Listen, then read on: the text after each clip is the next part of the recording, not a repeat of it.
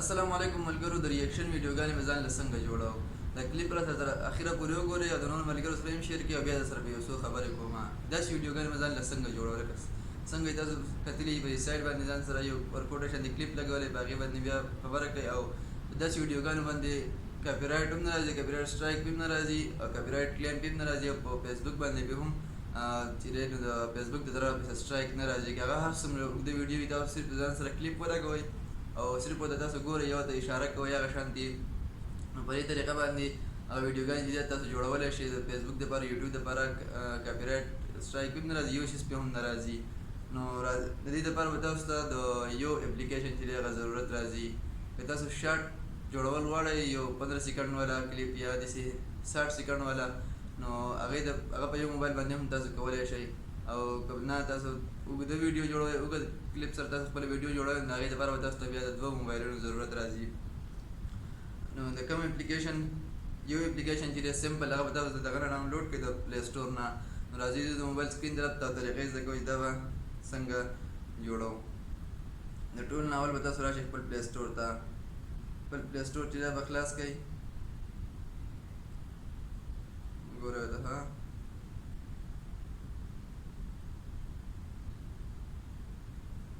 خپل پلی سټور اپ چې دی پلی سټور به خلاص کړئ پلی سټور نه به تاسو ته ما مخکې بلې ویډیو کې ویلي چې انشاټ اپ دی ډېر زبردست اپلیکیشن دی ایډیټینګ دپاره انشاټ چې دا به انسټال کړئ په خپل موبایل کې ګورئ ته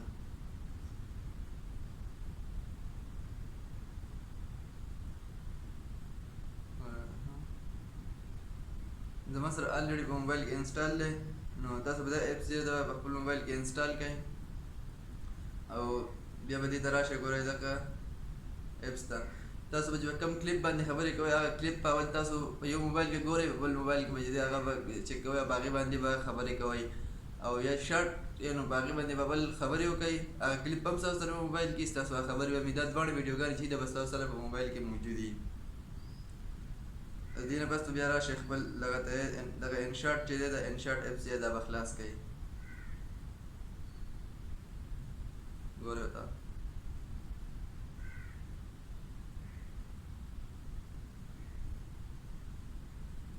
انشاټ چې خلاص کړئ دلته کې یو دی ویډیو کوټو کالج نو په دې چې دی نو تاسو په دې ویډیو باندې به کلیک کړئ ګورئ ورته ویډیو باندې چې کلیک کړئ دلته به تاسو ته د پلس نشان چې درته ښکاري دا نیو په دې نیو باندې به کلیک کړئ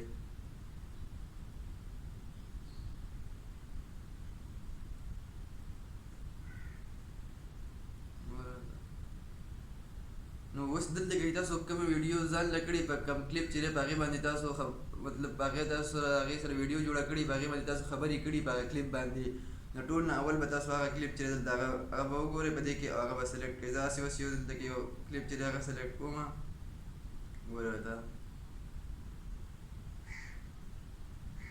کوم یو کلیپ هسې یو سمپل هر یو کلیپ چې هغه تاسو د دې نه بیا راواخلئ هغه د دې نه سلیکټ کړئ تاسو نو دا یو هغه ویډیو چې دا هغه ما دا سلیکټ کړه په دې ټیک نشان چې درته ښکاري په دې ګوټ کې په دې باندې به کلیک کړئ